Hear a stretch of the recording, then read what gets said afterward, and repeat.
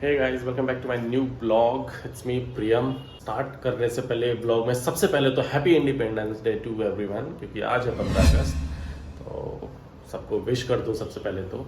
और अभी हमारा प्लान बन रहा है बाहर घूमने जाने का, जैसे कि एलोरा केव्स वगैरह हो गया, कृष्णेश्वर ज्योतिर्लिंग हो गया। ये 2-3 साइट सीन करेंगे। और कृष्णेश्वर ज्योतिर्लिंग ऑब्वियसली मेरा प्लान है कि घूमूँ जाऊँ, पूरे 12 ज्योतिर्लिंग करना है अपने को। तो ये प्लान है। तो कुछ लोग हैं फ्रेंड्स वगैरह, तो उनके साथ प्लान बनाया है। तो अभी वेट कर रहा हूँ, एक यहाँ आएगा, एक को पिकअप करने जाना है।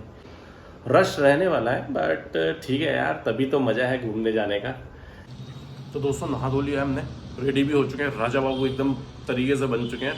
अब कर रहे हैं ब्रेकफास्ट। फटाफट एक ब्रेकफास्ट करते हैं, हेल्दी ब्रेकफास्ट आप लोगों को मिल लेना चाहिए। स्प्राउट्स वगैरह हैं और ऑलरेडी लेट हुआ है, ये लोग आने वाले होंगे फ्रेंड्स वगैरह। तो ब्रेकफास्ट करके फिर फटाफट निकलते हैं। तो ये आदमी है जो वेट कर रहा था हमारा, बंदा सामने खड़ा होके हमारे लिए भजिया बनवा रहा था। हमने इसको पहले ही ऑर्डर दे दिया था कि भजिया तैयार करवा ले। तो अभी भजिया नाश्ता वास्ता करके हम निकल जाएंगे यहाँ से। भजिया सच में टेस्टी है। इसमें तो वैसे भी भजिया और चाय भी लेंगे। चाय यहाँ चाय नहीं मिलती। कहाँ पे? बाहुबली चाय वाला ही।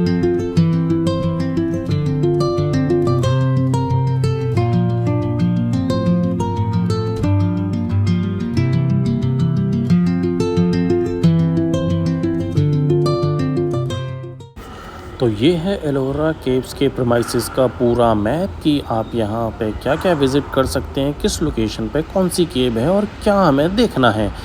ये उसकी पूरी हिस्ट्री, कैलाश मंदिर से लेके इनकी गुफाओं और उसकी कैसे ये बना, हिंदी, इंग्लिश और मराठी लैंग्वेज में। ऊपरी तौर से देखा जाए तो एक बेसाल्ट रॉक और हैमर और चीजल का इस्तेमाल करके हम जैसे लोग आखिर क्या ही बना लेंगे।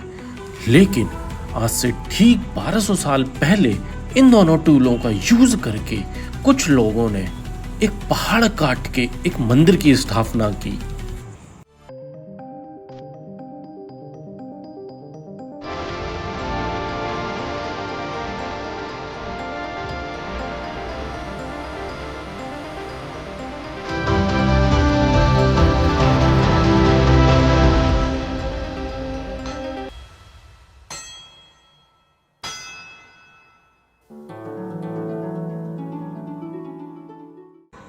दोस्तों, दुनिया का सबसे बड़ा मोनोलिथिक स्ट्रक्चर कैलाश मंदिर, जिसको कह सकते हैं कि किसी ने बनाया नहीं बल्कि ऊपर से नीचे की ओर काट के कार्व करके बनाया गया है।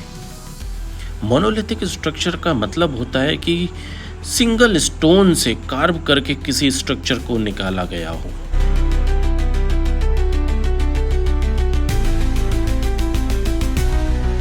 कैलाश मंदिर आज भी बहुत ही सुंदर, रहस्यमय और विशाल तरीके से बना है। दोस्तों, इन हाथियों के ऊपर बना स्ट्रक्चर मानो ऐसा लगता है कि इन्हीं हाथियों ने पूरे स्ट्रक्चर को सपोर्ट दिया हुआ है।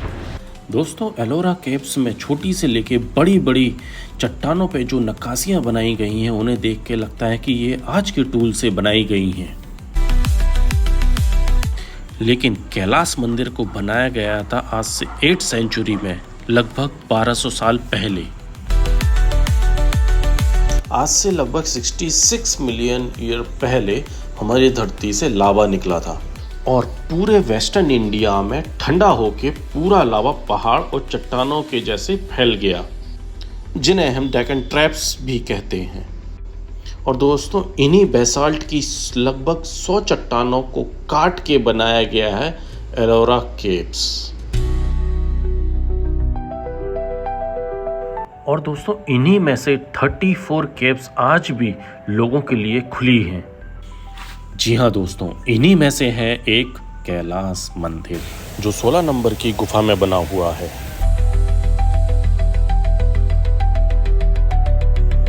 हालांकि कैलाश मंदिर का साइज का अंदाज़ा लगाना वीडियो में देख के पॉसिबल नहीं है।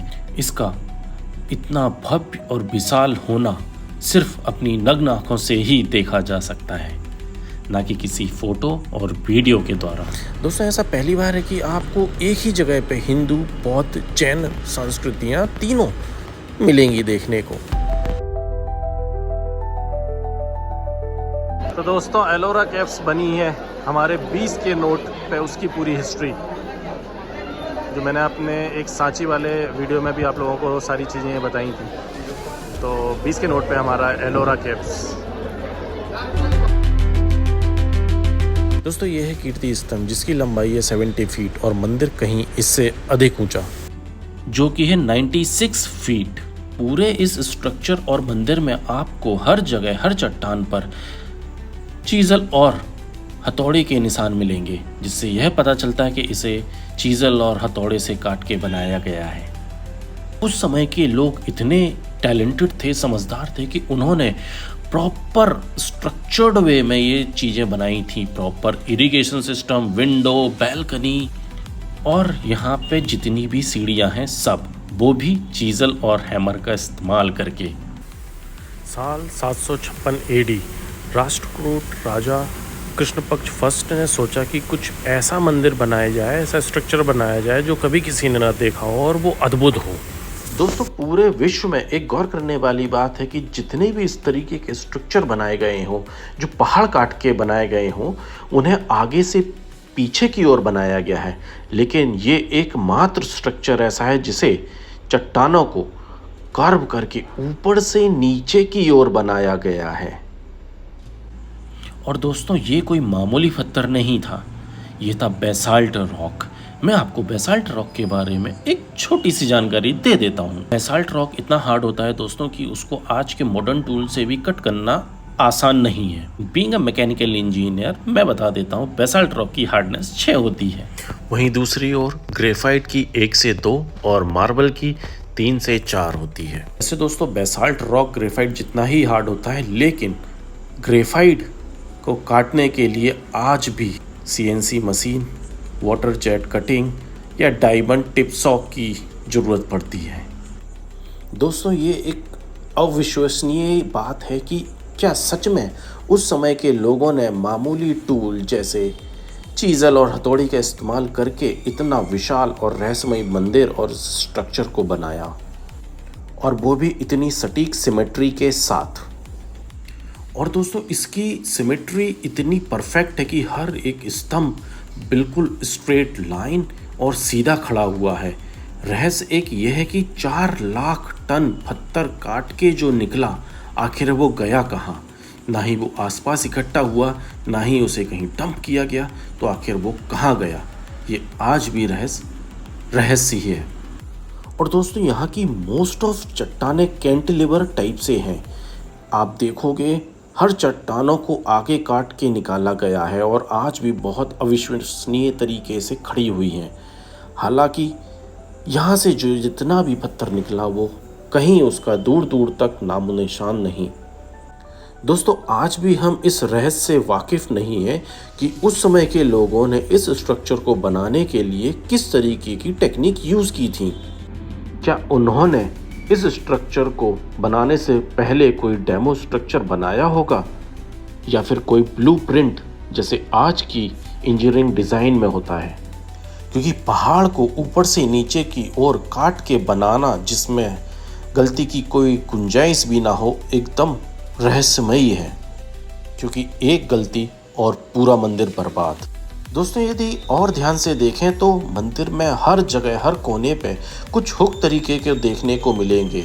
तो मुझे ऐसा लगता है कि इन हुक का इस्तेमाल जब लोग ऊपर से नीचे की ओर मंदिर बना रहे थे, काट रहे थे, तो उन्हें पकड़ के चढ़ना और उन पर रस्सी बांध के लटकने में आसानी होती होगी।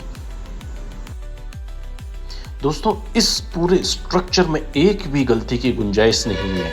यदि आपको मेरी बातों पे यकीन नहीं तो मैं आपको एक वीडियो दिखा देता हूँ, ध्यान से देखिए। You see that water bottle? Shindo water mill, perfect. That is the old style. We can chip with new style में. Wow! और दोस्तों उस समय के जो शोधकर्ता थे वो आज भी इसे देख के बोलते होंगे कि ये एक इम्पॉसिबल बात है, लेकिन इस स्ट्रक्चर को देख के कुछ भी इम्पॉसिबल नहीं बोला जा सकता है। मंदिर की चौड़ाई 109 फीट है और हाइट 96 फीट, मतलब 3 मंजिल बिल्डिंग से भी ज़्यादा, और लेंथ है 164 फीट। ये इतना बड़ा और विशाल है जैसे कि एक क्रिकेट का स्टेडियम।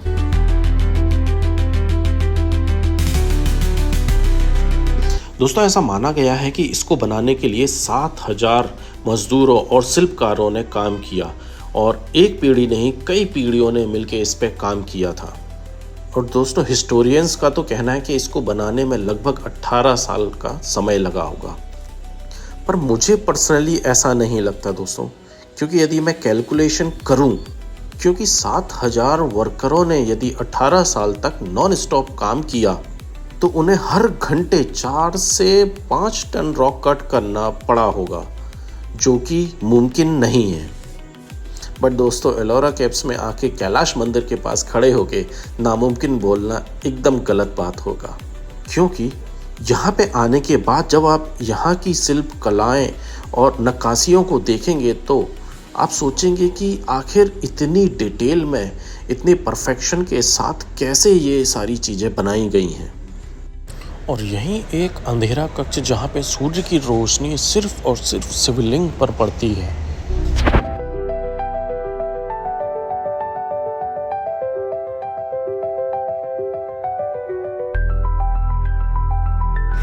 दोस्तों मंदिर के बाहर निकलते ही लेफ्ट वाली वॉल पर महाभारत की सारी कथा दर्शाई गई है, तो दूसरी ओर रामायण की सारी कथाएं दर्शाई गई है।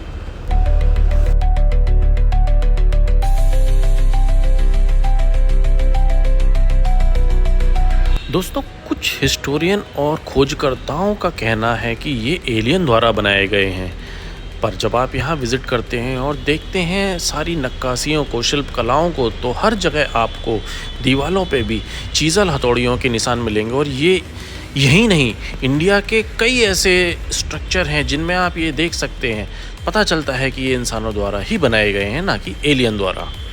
दोस्तों शायद हम ये रहस्य कभी ना जान पाए कि आखिर इसे किन लोगों ने मिलकर, किस टेक्निक से, किन औजारों से मिलकर बनाया था, और ये रहस्य ही रह जाएगा। और मुझे लगता है कि हमें इसकी सुंदरता, भव्यता और विशालता को ही देख के खुश रहना चाहिए। एक हो चुकी है अभी इंसिडेंट, ये भाई फोन लेके और पता नहीं गायब हो गया, और हम दोनों वहाँ ऊपर गए थे पहाड़ी पे, और ये भाई कॉमन पॉइंट भी नहीं देख रहा है, और भाई का हो गया फोन करा। फोन दिखा दो यार तुम्हारा पहले। इसके फ़ोन में चला गया पानी। इसका था पंचवर्षीय योजना वाला फ़ोन, तो भाई फ़ोन भी नहीं ले रहा, ना जीएम हो गया और ये कंपनी में। और अभी हम 1 घंटे से भटक रहे थे इसको ढूंढने के लिए, बट अब फाइनली ये मिल गया है, तो हम इसकी कंबल कुटाई वगैरह नहीं करने वाले हैं अभी। हाँ? एग्जिट पॉइंट पे मिल जाता है यार। कॉमन पॉइंट पर खड़े रहना, कॉमन पॉइंट क्या है जहाँ तुम्हें छोड़ आना चाहिए। गलत है यार, बस हमारी हंसी ही निकल रही है और कुछ नहीं। हाँ जहाँ छोड़ा था ना तब तो दोस्तों मैं एलोरा केव्स के अंदर तो हम जाके आ चुके हैं, और जब अंदर थे तो बारिश चालू हो गई थी, तो अब हम यहाँ पे वेट कर रहे हैं। अरे कहना क्या चाहते हो? चलो गेट पर चलो, क्योंकि बारिश काफ़ी है। क्या बोलते हैं, लाइव पाऊ साला। तो अभी वेट कर रहे हैं कि थोड़ा बारिश रुके तो हम यहाँ से निकले फिर। और मौसम ऐसा लग रहा है कि शाम को 6 या 7 बजने वाले हैं।